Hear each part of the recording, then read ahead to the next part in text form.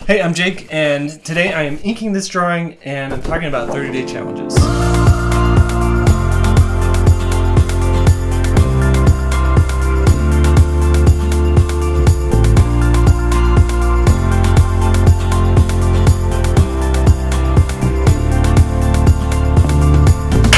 Hey, how's it going? It has been a while since I've done a video, and I apologize for that. These videos happen when I get some extra time in the week, and for the past 3 months, I have had zero extra time to work on videos, and so that's why it's been so long since the last video. So expect to see some videos as I get time. Before we get into today's topic, there's 3 things I want to talk about. Number 1, I have a new book that came out. It's Who's the Grossest of Them All? This is a book that I illustrated right there, Jake Parker. I had a lot of fun illustrating it. I'm going to show you one of my favorite illustrations from the book.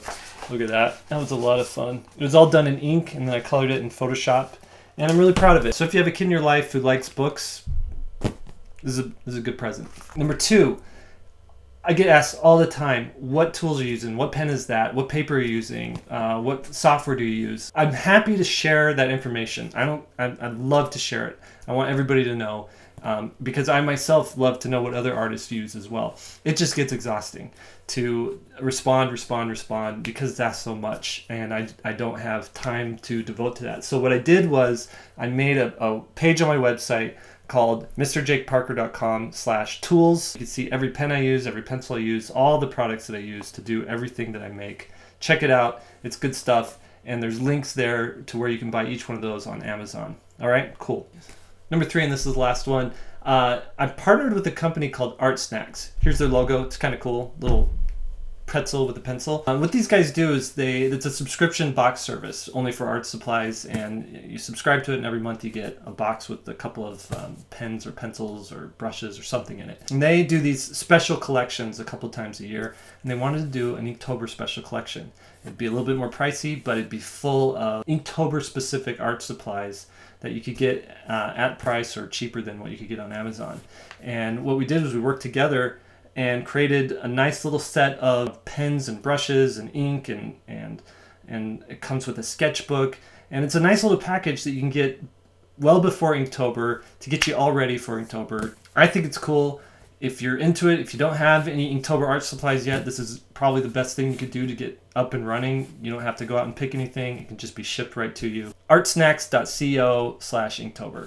All right, that's it. Let's get down to the drawing and what we're talking about today. A little bit about this drawing before I get started in the subject matter tonight. This drawing is an example of me taking my own medicine. Lately, I've been getting the question a lot in lectures, and I got it on the Facebook Live video I did the other day. What do you do when you are out of ideas? How do you get inspiration? And I want to talk about this for a little bit, just for a minute.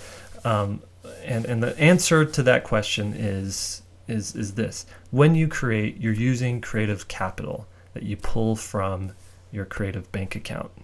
And you've heard me talk about the creative bank account before if you've seen my videos and have listened to any of these sessions that where I talk about creativity and drawing and things like that. The creative bank account works just like a regular bank account. If you want to make a withdrawal from your bank account, you have had to have been making deposits into it.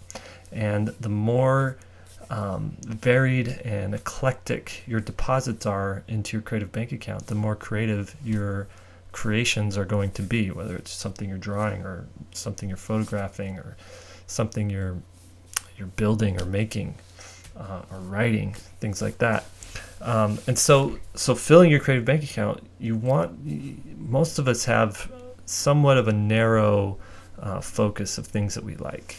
And what you want to do is broaden that focus out and really get into things that are tangential to what you like,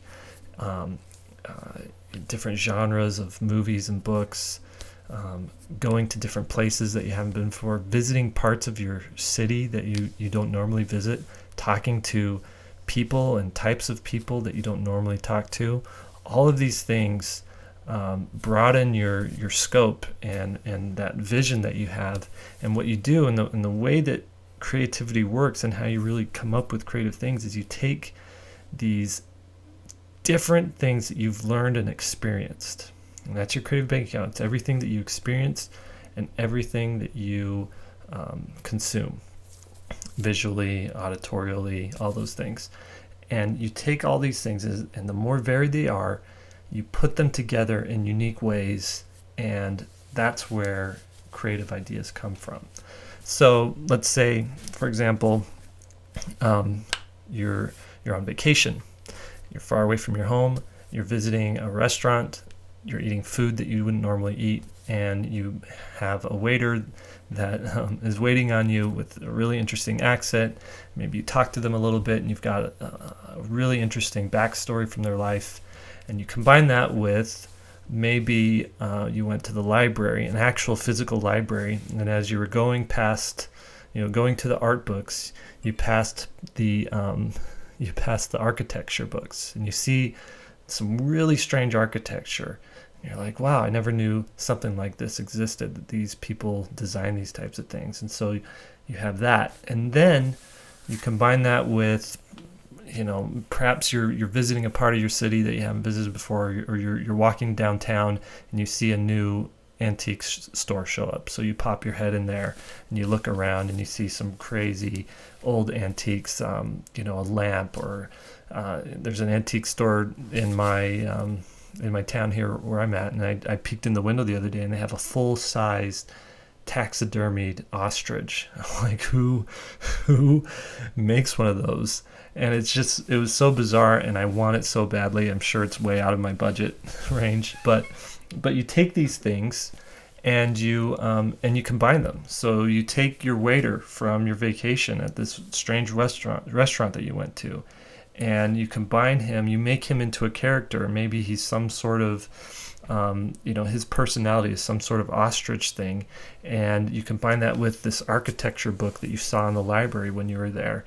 And this is a horrible example, but combining these things turns into something creative that no one had ever seen before, because you're the only person that experienced those three things and thought to put them together. And that's where you come up with unique and interesting ideas, and that's how you get inspiration.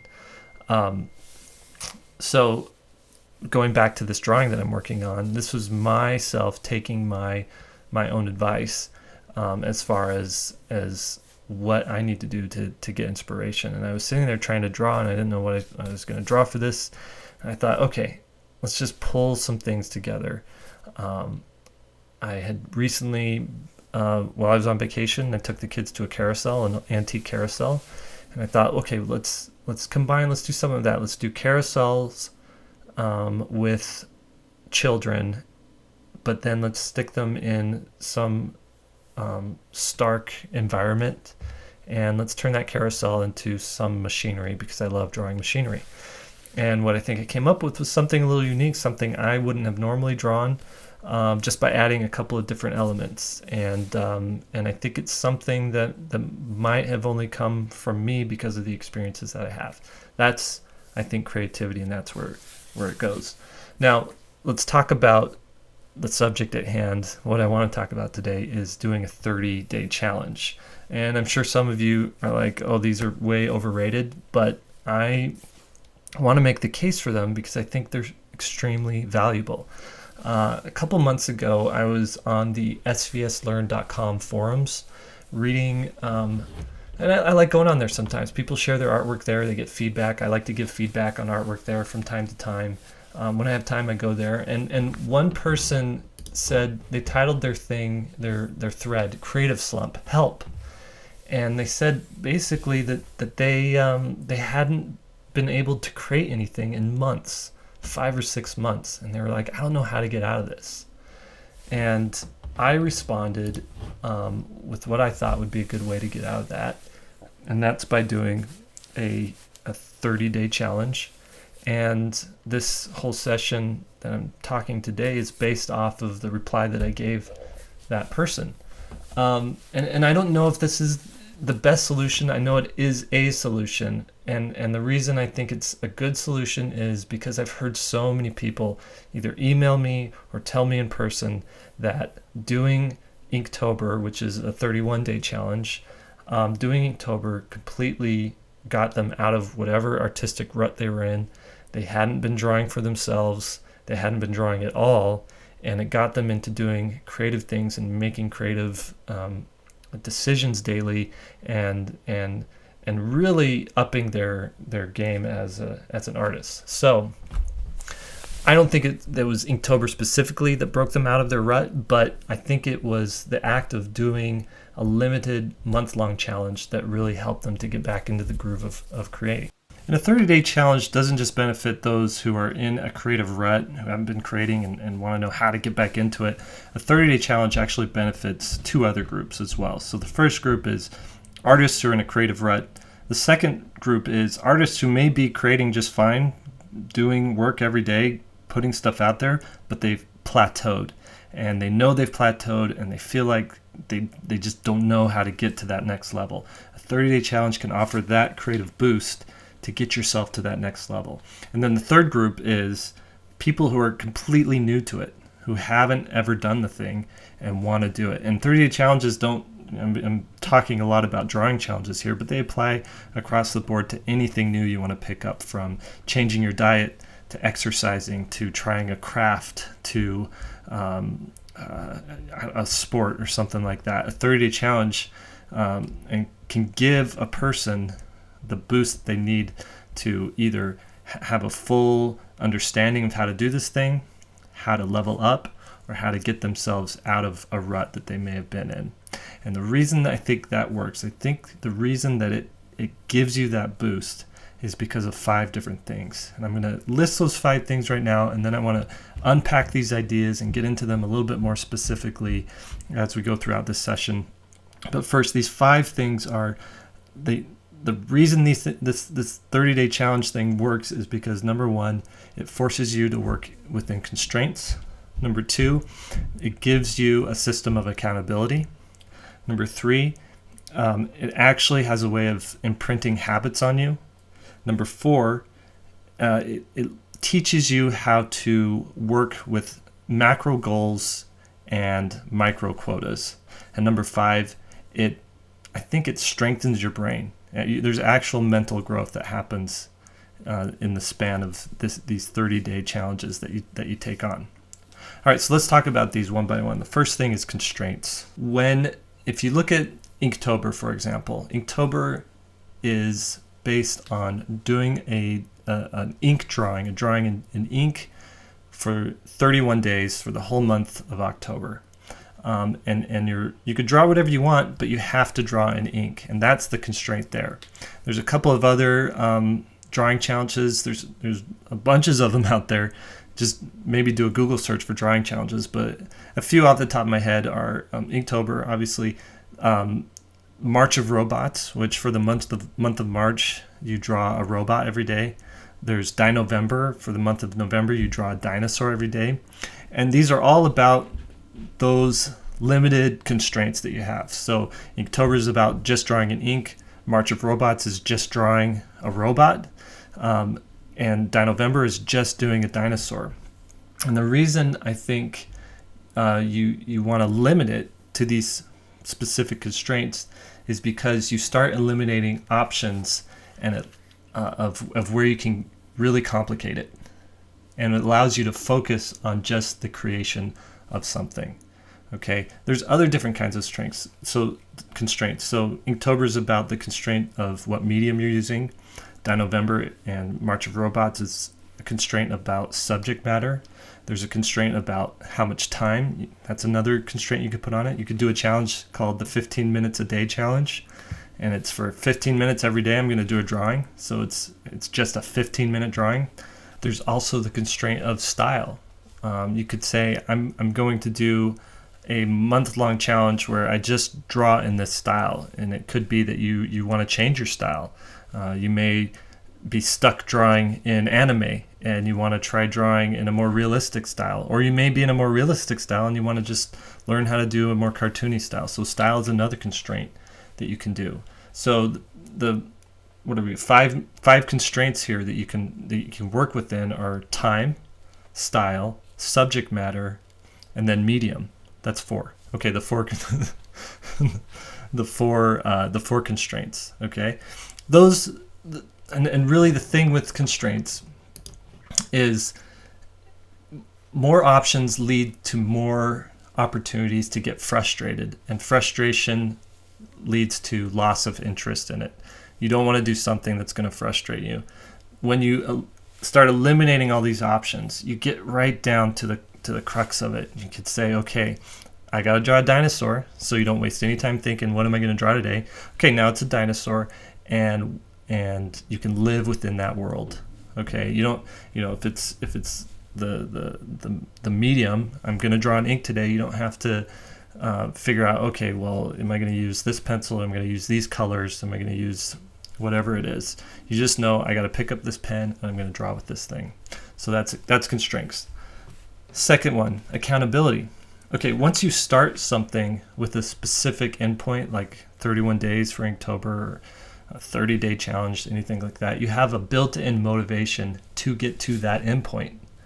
You know, I'm not going to stop. I'm not supposed to stop until I get to that endpoint. And that gives you built-in accountability to yourself. And that's the lowest level of accountability. It's accountability to self. It's good to be accountable to yourself, but there's problems with that because you also have built-in empathy for all of your own excuses. You know how much sleep you got last night. I totally get it. We're tired. We can't do it today. And so sometimes yourself, being accountable to yourself, can give you, a pass and say, okay, you can miss it today. So that's why I say it's nice to do, and it's probably more beneficial to do accountability or to do a challenge with a group of people. And Inktober, hundreds of thousands of artists do it. Hundreds of thousands? I don't know. Tens of thousands maybe. There's a lot of drawings posted though during that month. There's a lot of artists doing it. There's a community there doing it. And so now you're accountable to your peers, the other people doing this challenge. You might make that smaller and just say, me and my group of friends, my artist friends, we're going to do this challenge. And now you're accountable to each other, and you don't want to let each other down because you've all agreed to do this thing. So those are 2 levels. There's actually 3 levels of accountability. So we've talked about self-accountability, talked about peer accountability, and then if you are an artist with any sort of followership, there's an executive level of accountability, and you actually look to your followers as sort of your boss, right? You're trying to please them. You're trying to do things that will impress them, and you're trying to do things that will translate into either getting more work or getting sales to your shop or growing your followership to even more people. Artists with very, very large followings can get endorsements or products sent to them in exchange for them telling people about the products that they're using, things like that. And so now you're accountable to your followers. And when you say, hey, I'm going to do something, you have to deliver on it. Otherwise, you're known as a person who doesn't do what they're going to say. So those are the 3 levels of accountability. And these 30-day challenges have that built into them because of just by the nature. When you say you're going to start something, you better, when you say you're going to do something, you start it, you better finish it. Otherwise, you're known as someone who doesn't finish it. So what we've talked about, constraints help you to level up, help you to get out of that rut, help you to just focus on the creation of a thing instead of all these different options and getting frustrated. Accountability is built into this idea of a 30-day challenge because you don't want to let others down or yourself down. What's the third thing? The third thing I talked about was habit imprinting. Okay, the act of actually carving out 30 minutes, 60 minutes, however long it takes you to do a drawing, the act of carving out that time every single day and physically doing something starts you on the path of forming a habit. Now, science has said there's anywhere from 20 days to 180 days is what it takes to form a habit. But this is how a habit works. There's something called the habit loop or the habit cycle. And what it is there's 3 parts to it. There's the cue, and then there's the routine, and then followed by the routine is the reward. And so it works for bad habits, it works for good habits, and it's all about your brain wanting that reward and it getting these cues saying, oh, A reward is coming if I do this thing. All right. So in the case of a bad habit like, bad eating habits, there's a cue, right? You see the bag of Oreos, or whatever they come in, like a tray in a bag. You see the tray in the bag, and maybe the cue is seeing it right after dinner. This is for me. I love an Oreo after dinner. So I see it. I know it's after dinner. The routine is okay, once I finish putting away the dishes and I wash everything and my hands are dry, because you can't eat an Oreo with wet hands, then I get an Oreo. And some days when it's been a bad day and I've been stressed, I might eat an entire row of Oreos, but most days I try to control myself and do one or two. And so that is a habit. My cue is, okay, dinner's done. My routine is finish the dishes. My reward is get the Oreo. And the same thing works for same thing is sort of built into these 30-day challenges. The cue is, okay, it's time to do my drawing. The routine is I do my drawing. And then the reward is that endorphin high that you get from finishing something, accomplishing a thing. Whenever you do something, your brain rewards you with one little chemical change in there that says, wow, you did a good job, you finished the thing. Awesome. And after you do that 30 days in a row, you do the drawing, you do the routine of doing it, or you start your drawing, you do the routine of doing it, you get that reward, your brain starts to crave that little endorphin rush. It wants it. And so you set up that thing over and over again, and pretty soon you get to the end of the 30-day challenge and you're like, well, I want to do it again. I want to do it the next day. I want to go through that routine. I want to get that reward. So that's another built-in factor to these 30-day challenges and how they can actually boost your creativity and level you up. All right, so that was number 3. Number 4, talked about macro goals via micro quotas. And these are built into these 30-day challenges. The macro goal is I'm going to draw 30 drawings. And if you sat down and said, okay, today I'm going to draw 30 drawings, that would seem, almost impossible. That would take you all day to do. It's almost insurmountable. But what's brilliant about these 30-day challenges, like Inktober, like these other ones that I've talked about, is you don't have to do that in a day. You can do your 30 drawings over the span of the 30 days. And those are your micro quotas. By giving yourself, chipping away at it one day at a time, it's not insurmountable. It's actually accomplishable. I don't have to do this big 30-day drawing thing. I just got to do one drawing today, right now. And what that does is, what these daily challenges do is they teach you to accomplish one thing a day, and trains you to know that by accomplishing a daily thing, I can accomplish big things in the end. It teaches you that your big goals are approachable and ultimately achievable. And that's something that you just need to learn and become better attuned with if you want to become a professional artist, or if you're a professional and sometimes you think, oh, these side projects are too big and I can't get them done. To know that, okay, I don't have to accomplish this huge thing all at once. I can just do it one day at a time, chip away at it, and then I can accomplish that big thing. All right, so it trains you in that regard, how to accomplish big things by, achieve big goals by giving yourself these micro quotas. So that's number 4. Lastly, number 5, mental growth. Doing a daily challenge forces you to think outside of the box. Every year I do Inktober, and after about 10 days, I think, oh no, I'm out of ideas. I cannot think of anything else to draw. And it's usually around this time that I start doing really off-the-wall type of stuff that sparks a new flavor of creativity in me and really sets me off in these new exciting directions. And it's the thing I talked about at the beginning of this, where I'm having to dig deep into that creative bank account and not just do the surface stuff, but pulling from this dark corner over here and pulling from high up on this ladder over here and smashing those two things together and creating something that I wouldn't normally create. the first 10 days is all of my old tricks, and the last 21 days are exciting and invigorating because I feel like I'm covering new ground. And like the thing I said at the very beginning, you're forced to like, okay, dig deep, and what was that thing I saw at the library there? What was that book that I have at the bottom of my bookshelf? How do I combine that with this experience that I had while I was on vacation over here? And what if I add that to this Lego set that my kid built? You put those things all together, or a Lego set that you built, years ago when you were a kid.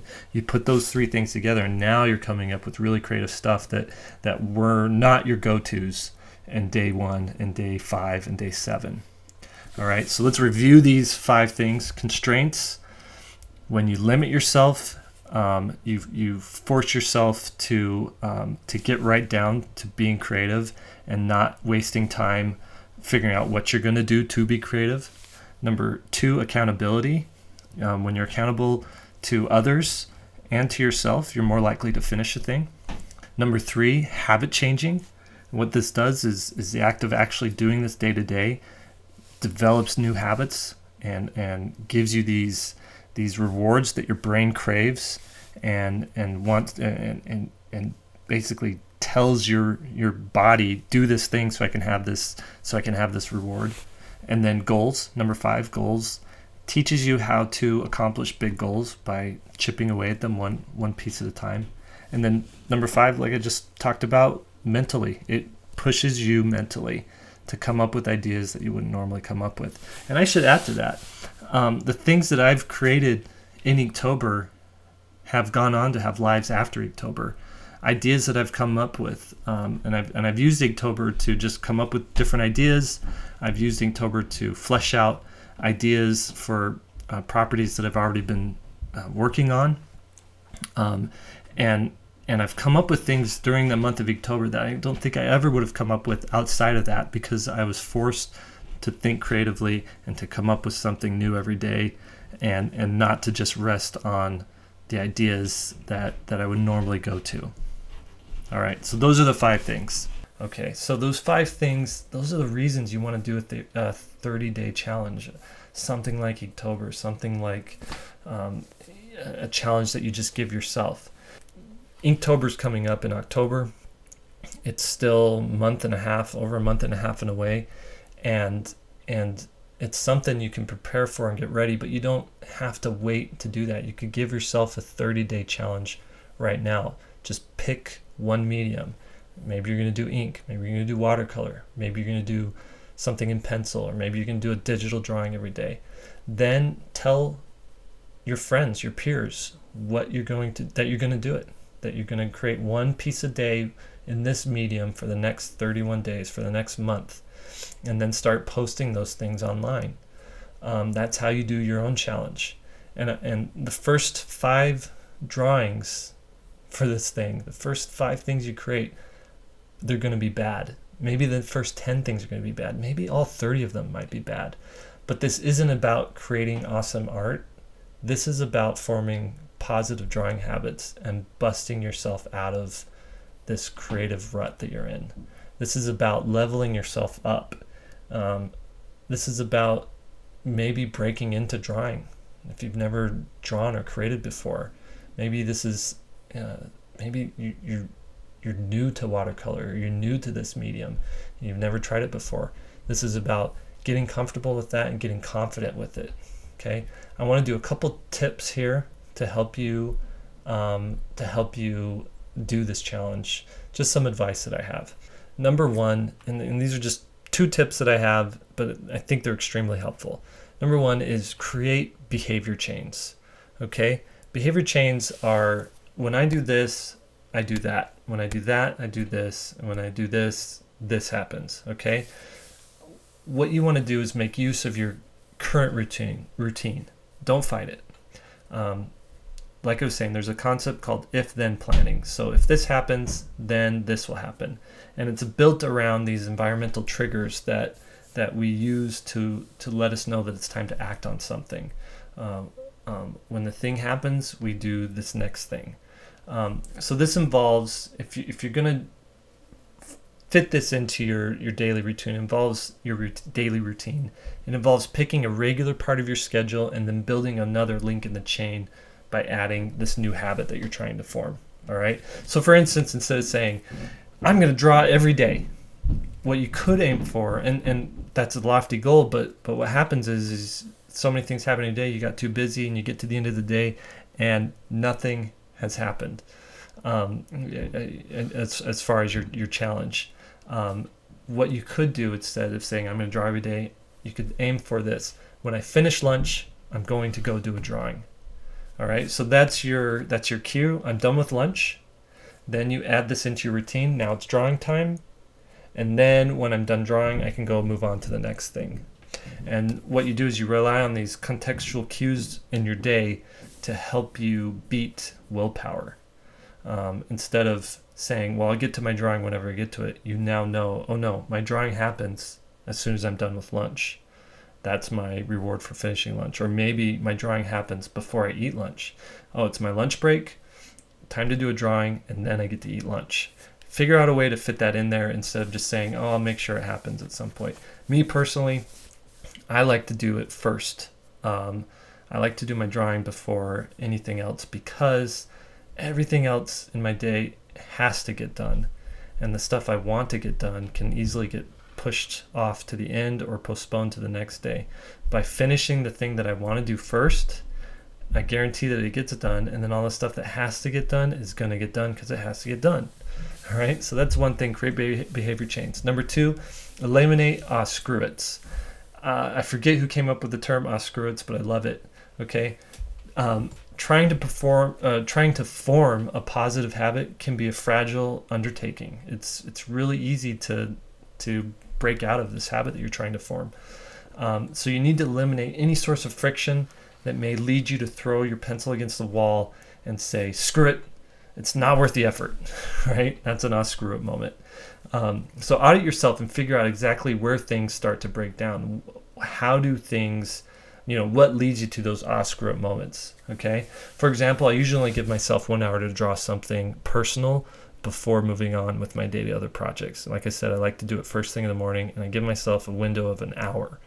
One of the most frustrating things for me, though, is getting 20 minutes into my hour and realize I'm still cleaning my desk, I'm still finding my pens, I'm still searching for ideas, and then I realize I only have 40 minutes now to finish a drawing. And so what I do is I start to just draw with whatever I have at hand, and then around at the 30-minute mark I realize I'm not happy with any of it, and I don't have any good ideas, and I just want to throw in the towel and say, okay, screw it, I'm going to try again tomorrow. So once I realized this, I started to clean my desk at the end of the day. I got out and organized my drawing supplies so they were ready to go first thing the next day, and I thought about what I wanted to draw before I was sitting down in the moment. What became of this, the result of this, was that this hour of drawing became one of the most productive and fulfilling hours of my day instead of this source of frustration or anxiety. Okay, so that's those 2 tips. Create a behavior change, figure out a way to put this challenge in your current routine, and eliminate screw it. Eliminate these reasons that you can get frustrated and not do it. Set yourself up for success. Okay, 30-day challenges. I love them. Inktober has been such a huge part of my creative development, my professional development. It's impacted my life in so many different ways, as just helping me to become a better artist, helping me to become better at social media, engaging my community. It's led to the ideas that I've created during Inktober, because it's pushed me so hard creatively, have turned into actual intellectual property that I'm working on, graphic novels, other comics, children's books, things like that. And so that's why I can't recommend it enough. If you're in a creative slump, if you're a professional who draws every day, but you never have time to draw for yourself, and you don't know how to get back into drawing for yourself, if you just want to level up as an artist, or if you're just new to this, you've never drawn before, you've never created in a particular medium before, a 30-day challenge will help you do all those things. It'll help you get better. It'll help you level up. It'll help you think more creatively. And I really think they're worth the time and the effort that you put into them. Okay, that's it for today's video. Thanks for hanging around and listening. Hopefully you got something from this. And I know that if you do the things that we talked about today, if you take on a 30-day challenge, you will level up. You will be a better artist the day that you finish than you were the day that you started. I want to ask you artists specifically out there who have done something like this, something like Inktober or any other 30-day challenge. How have you benefited from it? Let us know in the comments. Tell us what your experience was and how it made you a better artist and how you improved, what positive habits you gained from it. I think one of the best parts about this YouTube channel is how much discussion goes on in the comments. It's really the best part of these videos. I think sometimes it's hearing other people's experiences and getting replies and just that engagement that happens there. So please let us know in the comments if you've had positive experiences with 30-day challenges. And that's it for today. I will see you guys next time, and hopefully that's not too long from now. Bye.